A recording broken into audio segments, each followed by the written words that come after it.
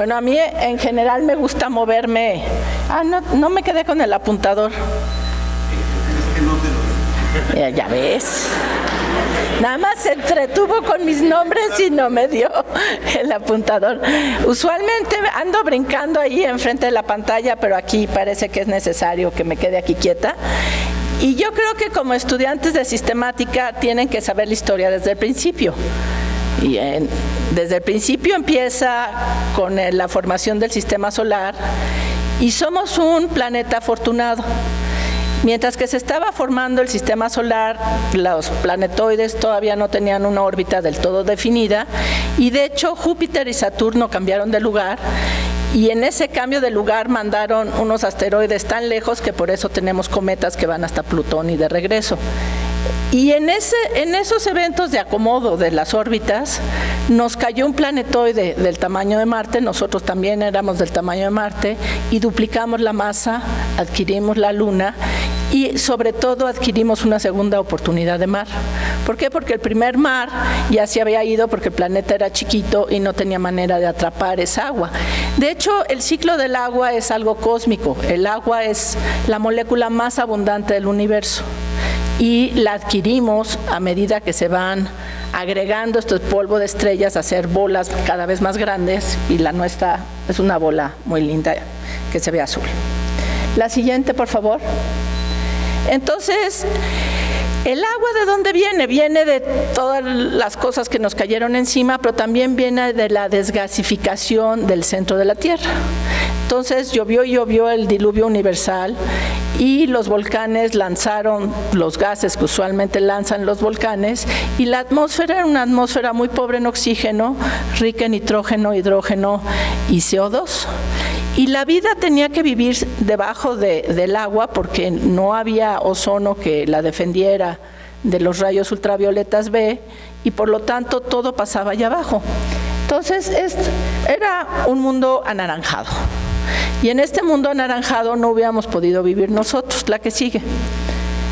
Entonces, el grupo del doctor Lascano y mucha gente pensaba que la vida pues tomó su rato en originarse y el primer fósil más o menos certificado era algo que se llaman estromatolitos, que eso literalmente es roca rayada, y estas rocas rayadas se databan alrededor de 3.6 mil millones de años, que es como por acá. Entonces aquí ya podíamos decir que hay vida y éramos muy felices. Pero ¿qué creen?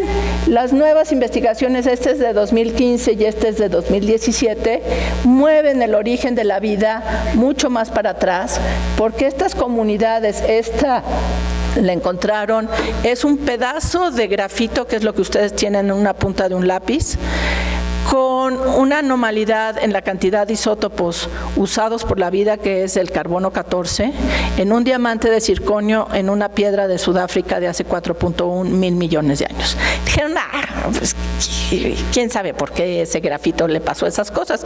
Pero luego en Canadá encontraron estos, que es en una ventila hidrotermal, unos tubos de algo que se llama hematita, que es cómo se precipita el hierro, y ahí sí el hierro nada más se precipita de esa manera cuando la vida se lo come. Entonces, ambos datos, tanto el de Sudáfrica como el de Quebec, tenían la misma edad, 4.1 mil millones de años. Entonces, la vida se originó como por acá. Y la Luna nació aquí. Entonces, en realidad lo que te dice esto es que el origen de la vida es muy fácil. Probablemente hubo miles de millones de experimentos de origen de la vida y solamente uno sobrevivió, que es Lucas, que andaba por acá. Aquí está el último ancestro, y este último ancestro se diversifica y empieza a comer carbono para que nosotros podamos ver cualquiera de estas evidencias. Y de hecho el meollo del asunto de la vida, y por lo tanto de su diversificación, es comer.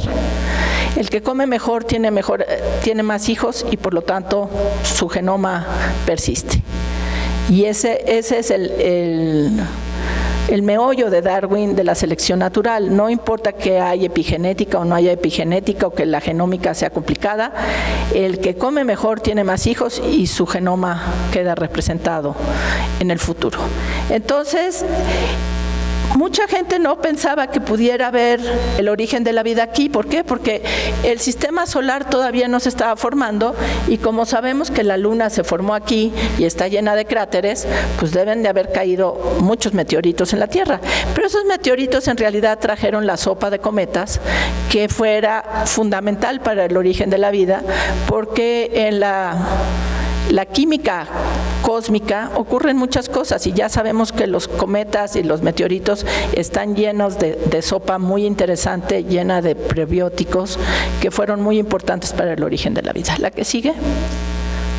Entonces, ¿cómo podemos estudiar algo tan complicado como es algo que pasó hace mucho tiempo? Necesitamos una máquina del tiempo que nos regrese para atrás, pero no tenemos tal cosa. Entonces tenemos que usar los genomas de las cosas que viven ahorita para poder entender qué es lo que pasa, que pasó en el pasado. Y de ahí salió el concepto de Lucas. O sea, cuando juntas tú los genomas que conocemos de los eucariontes, de las bacterias y de las arqueas, acabas con 500 genes comunes que son muy básicos y pues pasamos de 0 genes en el origen de la vida a 500 genes que ya tenía el último ancestro común.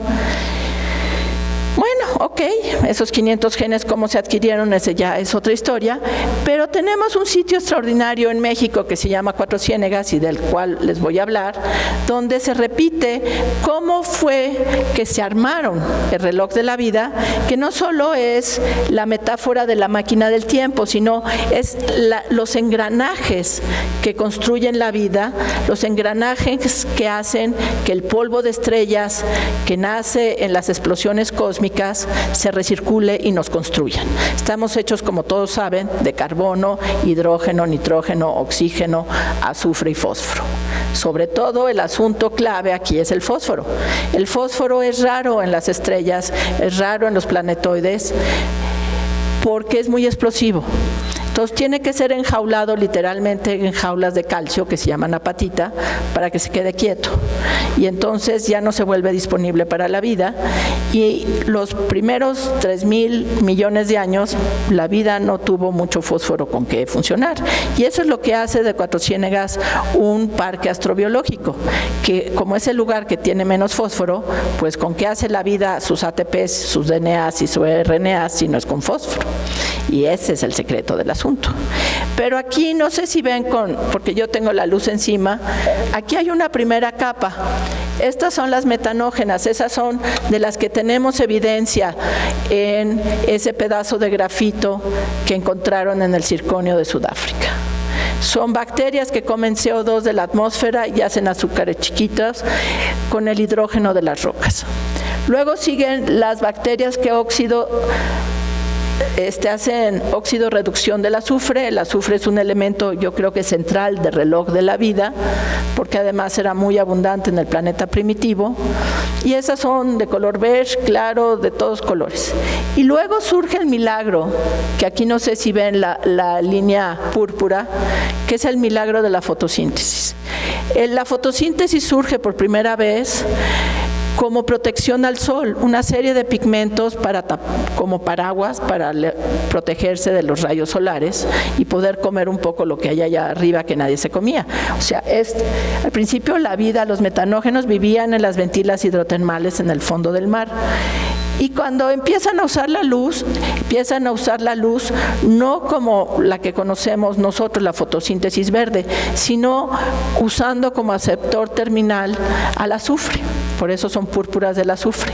Y también tenían pigmentos que recibían menos energía. ¿Por qué? Porque estaban debajo del mar y por lo tanto les llegaba menos el sol. Sí, por eso son púrpuras y verdes oscuras.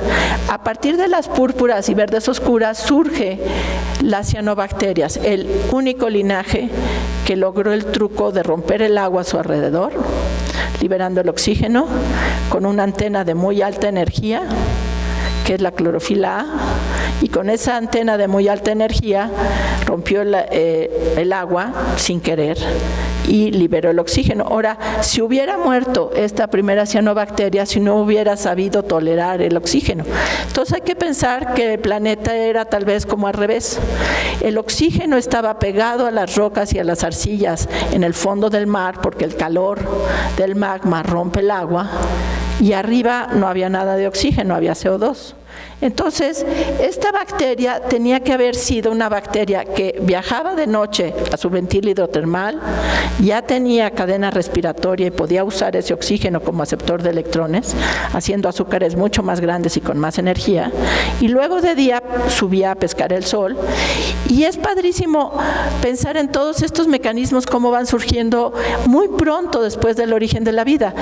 El ciclo circadiano depende de que tengas burbujas de helio adentro de la célula, y esas burbujas de helio como globito te suben para arriba y para abajo y dependen de que se activen con el sol. Entonces, esos genes del ciclo circadiano ya existían antes de la clorofila, y esta primera cianobacteria ya respiraba oxígeno, o al menos era tolerante al oxígeno. Adquiere su doble mutación que le da 2 fotosistemas y el mundo no volvió a ser el mismo.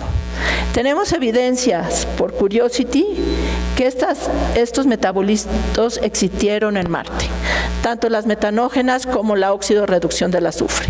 No sabemos, porque Curiosity es un laboratorio de química, si todavía existen, pero dejaron su huella isotópica de que prefieren comer cierta forma de azufre, de oxígeno, hidrógeno y carbono. Entonces, en Cuatro Ciénegas están estos tapetes microbianos, que este es suave, que si hay carbonato de calcio se vuelven unos arrecifes que dominaron el mundo por miles de millones de años. Esos son los famosos estromatolitos. La que sigue, por favor. Entonces, debido a que existían estos estromatolitos, la NASA llegó y tocó la puerta y nos trató de convencer a Luis y a mí de que Cuatro Ciénegas era la neta del planeta, y sí lo es, porque este señor, que es como Grouchy Ladybug, o sea, siempre estaba enojado, pero con nosotros fue encantador, W. Minkley, fue desde los 60 a Cuatro Ciénegas, describió todos los peces, los caracoles, los minerales, y él vio cómo se estaba muriendo Cuatro Ciénegas, y entonces le ocurrió no solo lograr que se hiciera el área protegida de Cuatro Ciénegas, empujando a la comunidad científica para que se nombrara área de protección de flora y fauna en 94, pero se dio cuenta que el agua no estaba protegida. O sea, aunque esté prohibido pescar un pez joya, una mojarra de Minkley, no puede salvar el agua. Entonces movió a la NASA para que la NASA mandara la luz a Cuatro Ciénegas y todo el mundo se enterara que era un lugar extraordinario, y la NASA llegó a tocar nuestras puertas y nos enseñó esta foto que salió en National Geographic, y yo vi estos ojitos azules que son las pozas, en pozas azules, estos son los estromatolitos, miren, ahí alrededor. Y dije, son como frascos de evolución experimental. Y yo hice mi postdoctorado con Richard Lenski en evolución experimental en frasquitos. Entonces dije, mira, todo lo que hemos aprendido de evolución en 2 bacterias muy conocidas que son E. coli y Rhizobium, igual nos pueden llevar a entender la evolución en un sistema que se ve pues muy fácil, o sea, se ven como transparentes, igual que esos frascos. La que sigue. No podía yo estar más equivocada. Luis tenía toda la razón. Va a ser más difícil de lo que crees y te vas a enamorar, y de esta no salimos. En efecto, de esta ya nunca salimos. Encontramos este lugar maravilloso con el misterio del agua en el desierto, con unas montañas extraordinarias, y el sitio, como ya ven, ya no existe, por eso es el mundo perdido de Cuatro Ciénegas. La que sigue. Y el secreto de Cuatro Ciénegas está en sus montañas. Aquí, esta que se llama la Fragua, es donde se desliza el hemisferio norte del sur y se sube el hemisferio norte desde el Ecuador hasta donde está Coahuila, que es un chorro, en el Jurásico. Esta sigue teniendo una falla activa, o sea, tiene magma en la panza, se llama San Marcos y Pinos, y como esta flecha, literalmente como flecha, empuja el valle 200 metros abajo de lo que es aquí arriba la placa de Laurentia, que es una placa de granito que es el centro del continente norteamericano, se levanta como una ola. Aquí esta sierra que se llama La Madera, que parece un tsunami, que además está rota en la mitad y hace una marometa, lo cual construye un corazón de 3,000 metros de altura.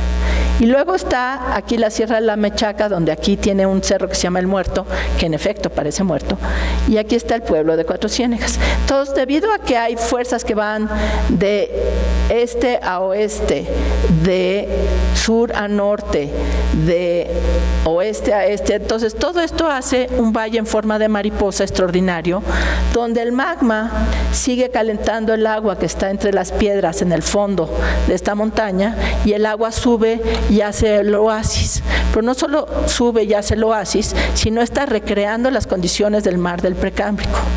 Pobre en oxígeno, rico en azufre y muy pobre en fósforo. Y por eso en este lugar extraordinario se guardó la vida desde un principio, porque está copiando el mar del pasado y por lo tanto las criaturas del pasado ahí se quedaron. La que sigue. Y resulta que esta mariposa blanca, que uno no daría un peso por ella desde Google Earth, porque se ve blanca, y ustedes saben que la productividad primaria es fundamental para la diversidad, es tal vez el lugar más diverso del mundo. Además, es el único lugar del mundo donde los estromatolitos y los tapetes microbianos que hay en el agua le dan de comer a toda la cadena alimenticia.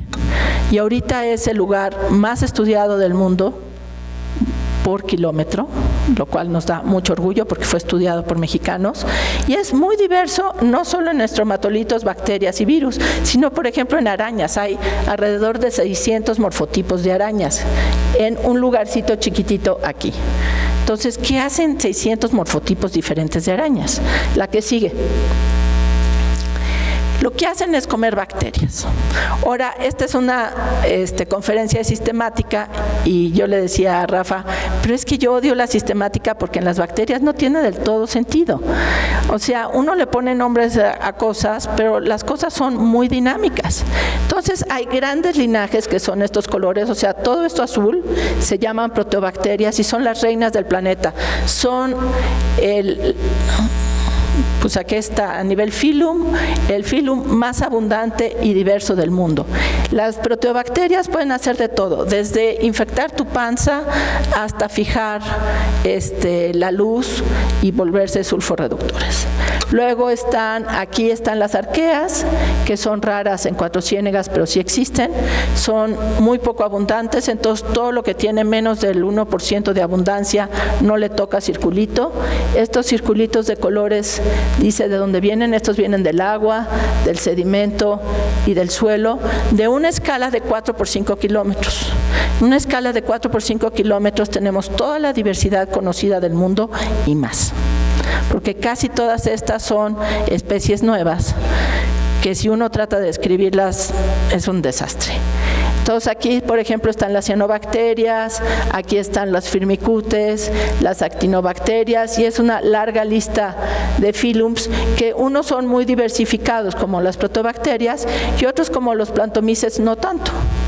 Pero en realidad veamos por qué no hace tanto sentido la taxonomía en las bacterias. La que sigue.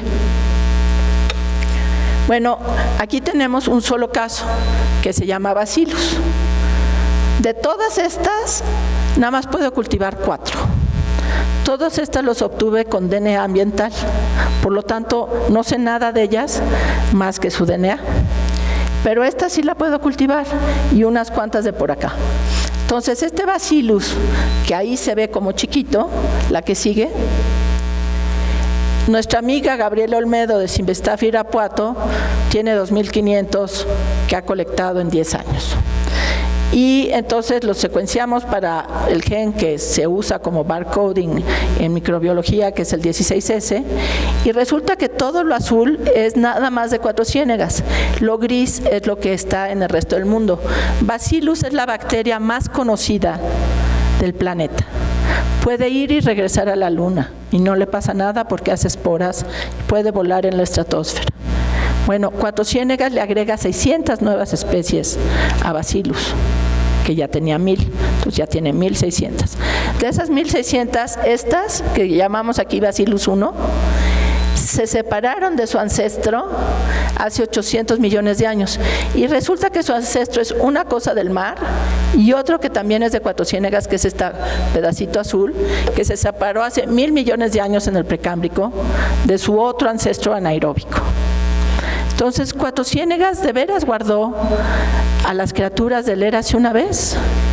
Ahora, no es que hayan parado de evolucionar, no puedes parar de evolucionar.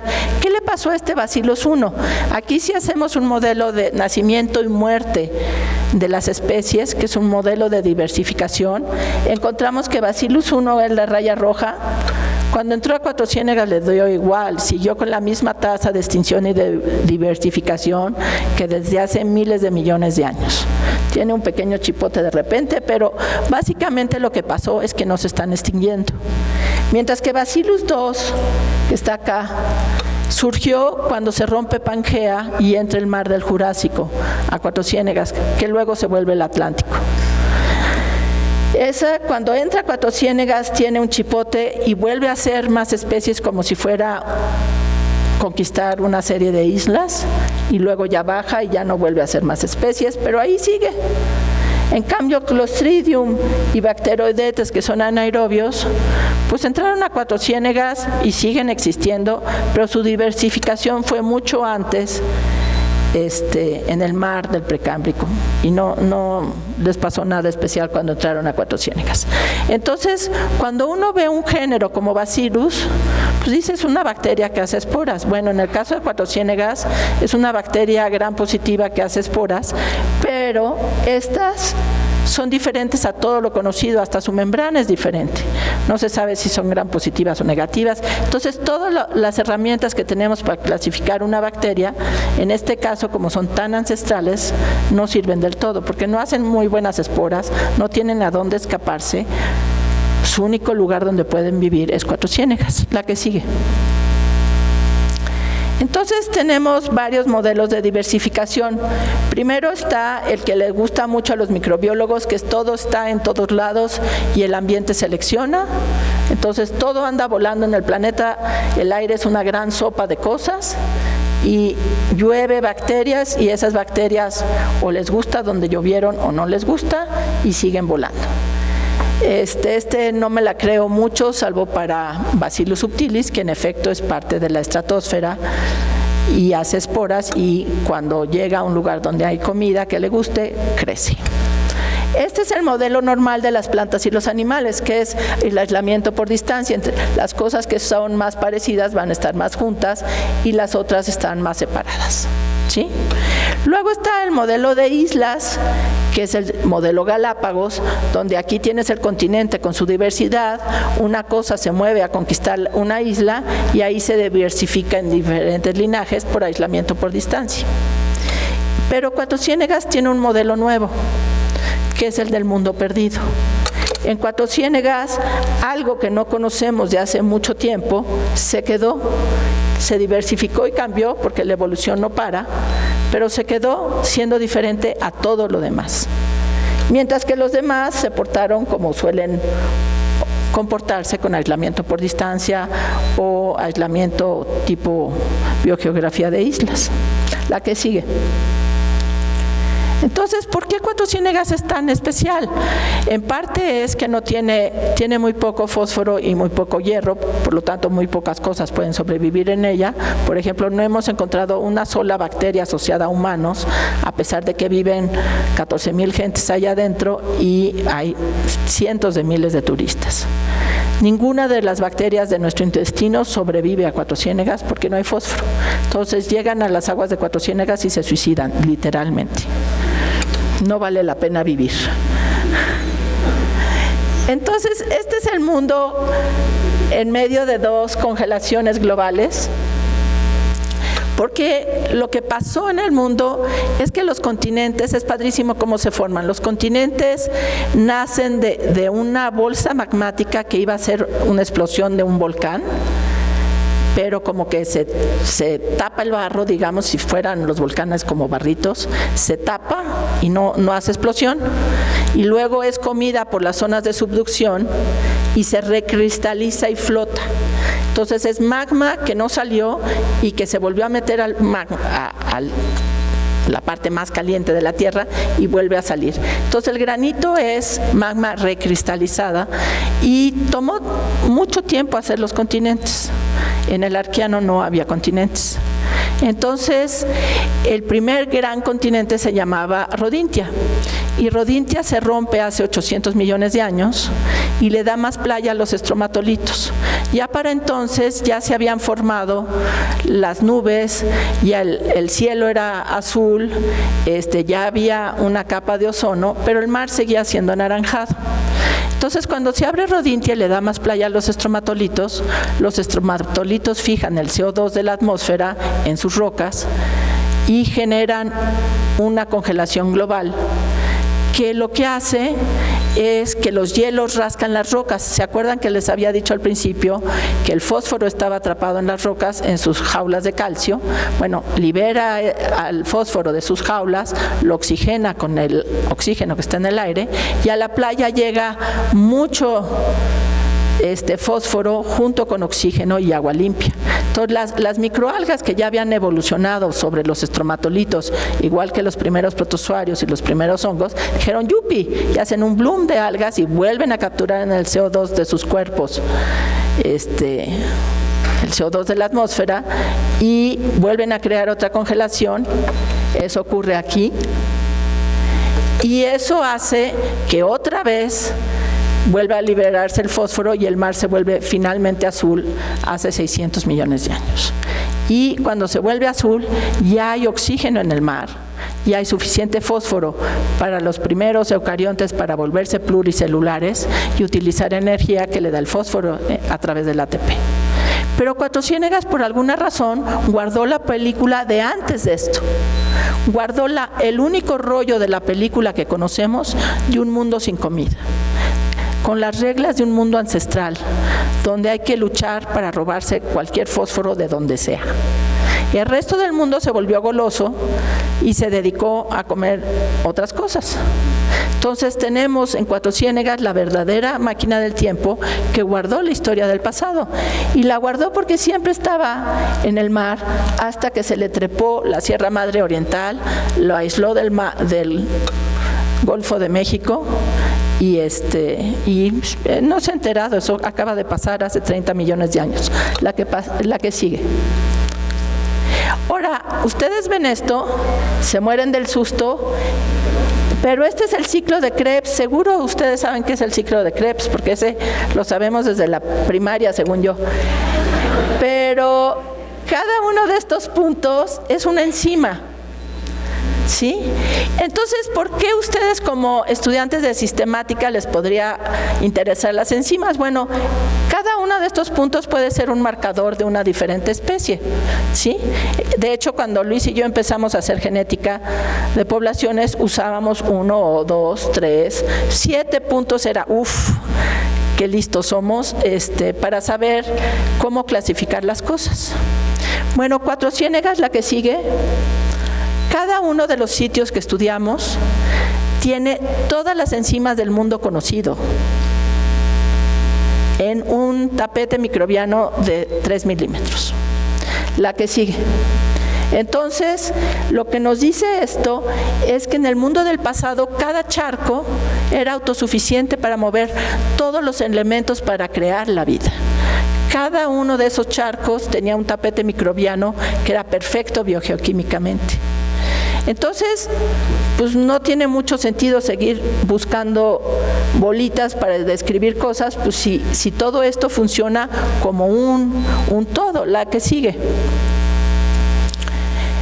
Y lo hacen, son capaces de hacerlo porque cooperan entre ellos, están cooperando aún a nivel celular, y cada comunidad, que puede ser tan chiquita como este estrado, es capaz de reconocerse como miembro de esa comunidad y cooperar para poder obtener todos los nutrientes necesarios y para recircular todo este polvo de estrella que nos constituye. La que sigue.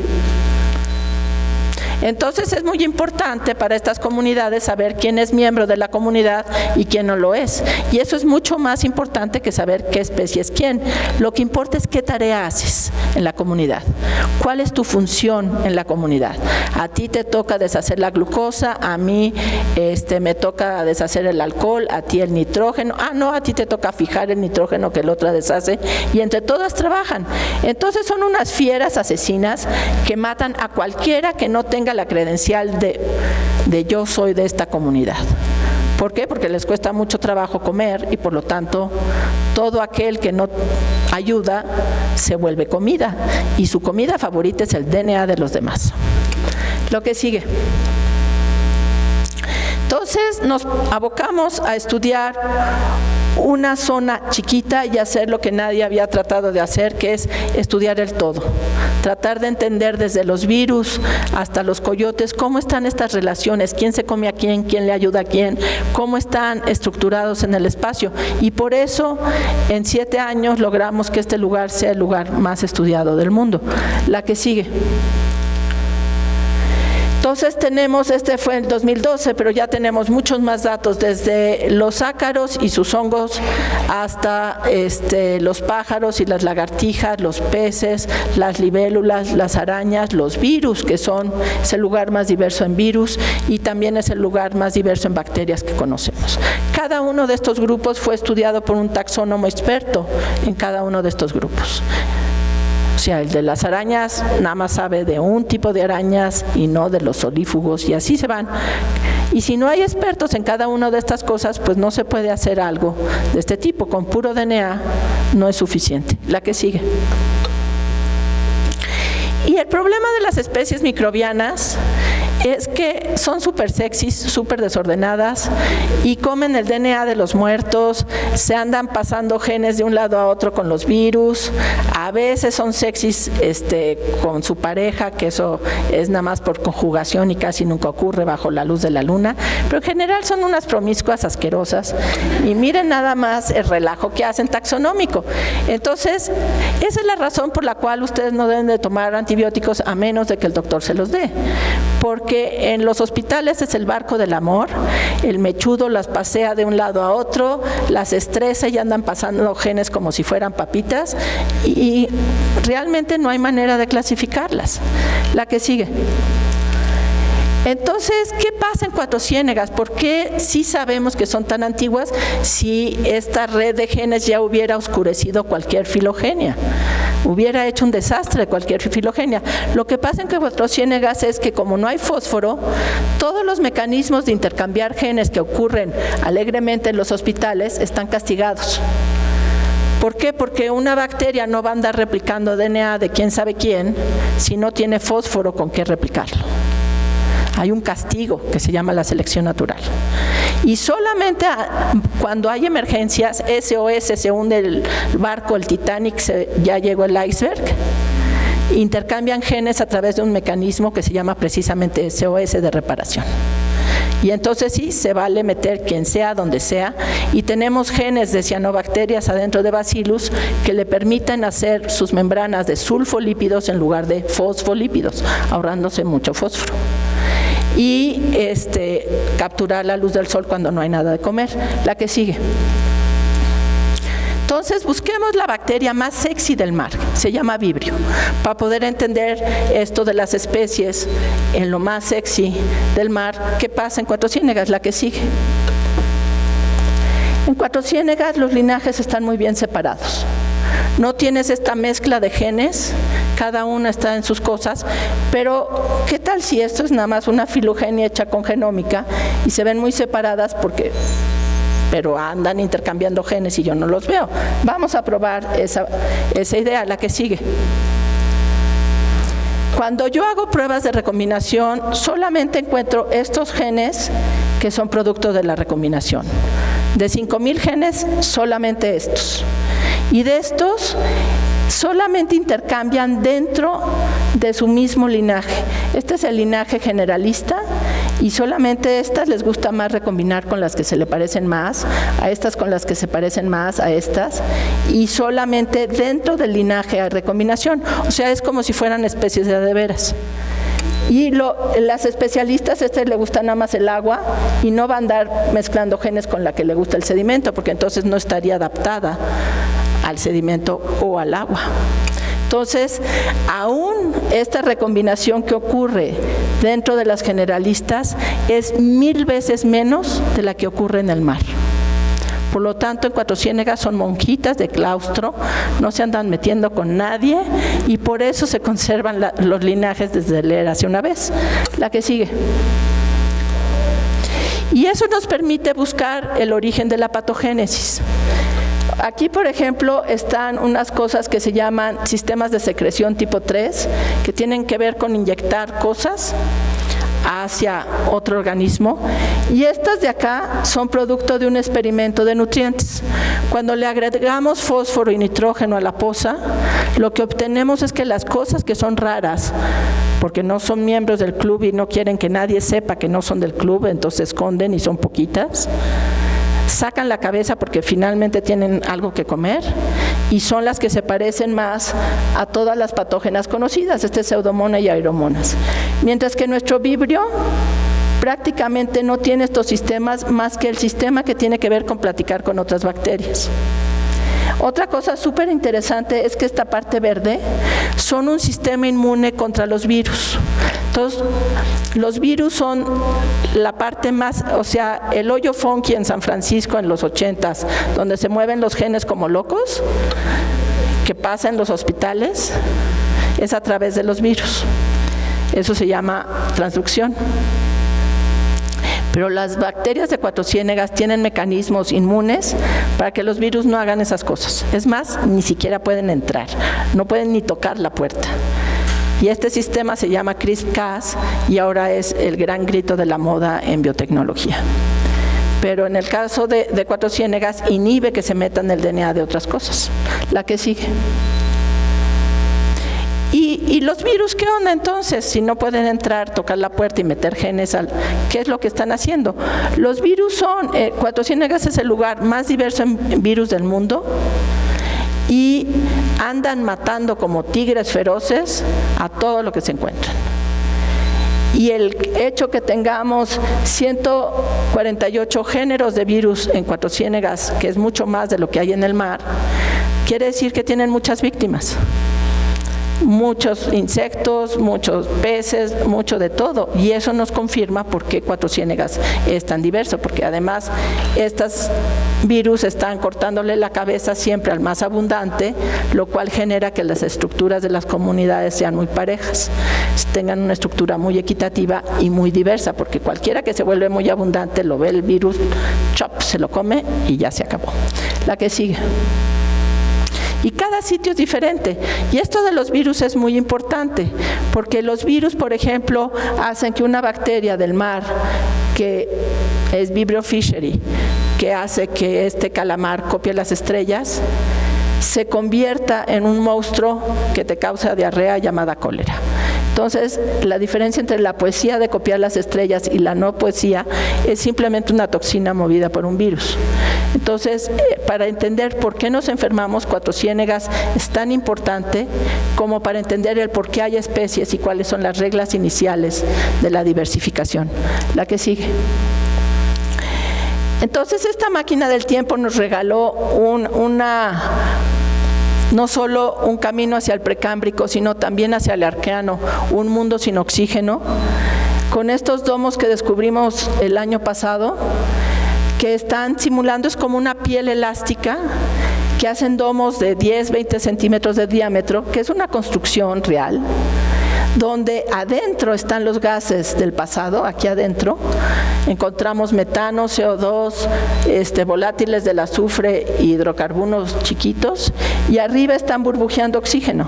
Entonces, esto es como vivir como los domos que pensamos hacer en Marte, si alguna vez hacemos la tontería de querer colonizar Marte, donde tienes que copiar la atmósfera de la Tierra en Marte. Bueno, estos están copiando la atmósfera de Marte en la Tierra. La que sigue. Pero este mundo perdido se está muriendo. Entonces es cuando la ciencia tiene que hacer algo, porque la ciencia lo que nos da es una bola de cristal que te permite predecir qué está pasando. Y aquí nosotros les avisamos que se iba a morir desde 2002, por supuesto no nos hacen caso, y esta laguna ya este verano no existe.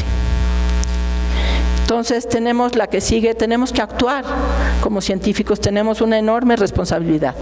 Y lo que pasa es que desde que Lázaro Cárdenas reparte tierras, repartió también derechos del agua, y el agua estaba dentro de Cuatro Ciénegas, pero no afuera, entonces hicieron canales que sacan el agua hasta 80 kilómetros fuera de Cuatro Ciénegas para regar 2 parcelas cerca de Monclova. y además cultivan alfalfa, que es el cultivo que más gasta agua de todos los conocidos en el desierto. La que sigue. Entonces, pues primero había que cerrar un canal. Lo logramos, pero eso es una victoria frágil. Y al cerrar este canal, en solamente 2 semanas renació un río, la que sigue, que llevaba 60 años muerto.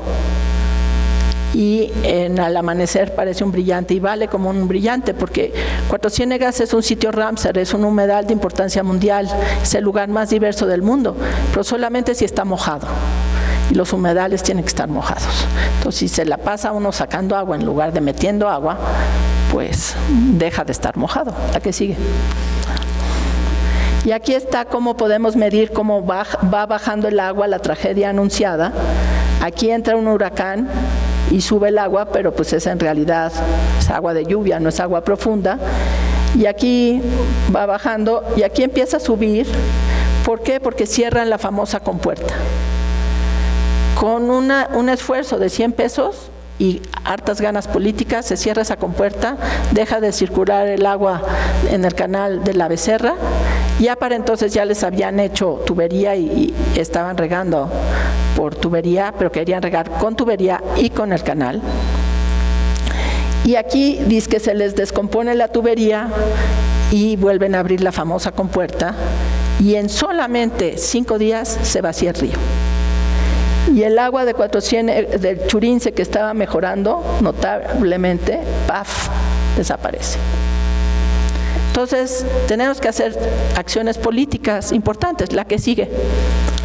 Pero la acción política más importante es educar a los niños. Desde kinder hasta 6º de primaria a través del arte, llevamos 10 años trabajando con Fundación Lala, que financia este asunto, pero además le dimos permiso de trabajar en esto, ya que cambió la dieta de sus vacas y cerró los pozos que había abierto al sur de Cuatro Ciénegas. La que sigue. Tenemos desde 2011 un laboratorio de biología molecular en el Cebeta 22, que es el Bachillerato Técnico Agropecuario, y los niños de Cuatro Ciénegas han sido parte activa del inventario total del Churince. Ellos han secuenciado genes de barcoding, tanto de bacterias como de arañas, han quitado especies invasoras y son los dueños de la tierra. La que sigue. Esta conciencia ha permeado a sus papás y a sus abuelos y a estos niños, donde había batallas campales de los que producían alfalfa contra los que no, hasta que dijeron, vamos a hacer de esta escuela un ejemplo de cómo se puede cultivar alfalfa si ustedes insisten en cultivar esa tontería, y ya tienen riego por goteo, lombricomposta, protección con un plástico, casas de sombra y una variedad mucho más grande de cultivos en el Cebeta 22 que afuera, y eso ya está haciendo que la comunidad esté cultivando de otra manera. Y los niños de prepa le enseñan a los de secundaria, no solo a jugar ajedrez, sino a cultivar como se debe en el futuro. La que sigue. Este chavo de 4º de prepa fue a la COP13 a explicar cómo salvar el mundo. Y no se perdió de una sola plática. La que sigue. Pero además tenemos la verdadera gallina de los huevos de oro, es más, la mamá de todas las gallinas, porque tenemos todas las funciones metabólicas que pueden limpiar al mundo de todas sus cochinadas, pero además nos pueden dar fósforo de fuentes donde nadie más puede sacar fósforo. Y ustedes saben que si no hay fósforo no hay vida y tampoco hay agricultura. Entonces somos el ejemplo de México del Tratado de Nagoya, donde cualquier cosa que se comercialice de Cuatro Ciénegas tiene que regresar al ambiente, es decir, a los dueños de la tierra, para desarrollo sustentable. La que sigue.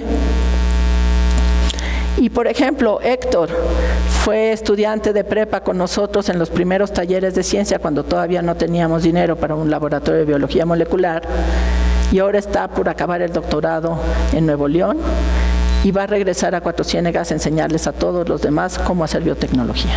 La que sigue. Entonces tenemos que restaurar el humedal, tenemos que cerrar los canales, tenemos que comprar los derechos del agua, sobre todo a los que están afuera del valle y luego a los de adentro del valle. Tenemos que cambiar la visión del agua en todos los productores y enseñarles a reutilizar el agua de desecho, que por supuesto está por desbordarse de donde está. Hay 4 lagunas de oxidación y Cuatro Ciénegas es el lugar más visitado del norte. Construir un museo que explique por qué este lugar es tan especial. Construir una estación de campo asociada con una licenciatura y un posgrado donde sean los niños de Cuatro Ciénegas los que hagan los descubrimientos biotecnológicos que se queden ahí. La que sigue. Pero sobre todo necesitamos, y ahí los llamo a todos ustedes a transformar conciencias. Todos tenemos un paraíso que salvar, todos tenemos algo que hacer con nuestro entorno, todos somos responsables de lo que le pasa al planeta mañana, y el planeta es de ustedes, a nosotros ya casi no nos va a tocar. Muchísimas gracias. La última. Gracias.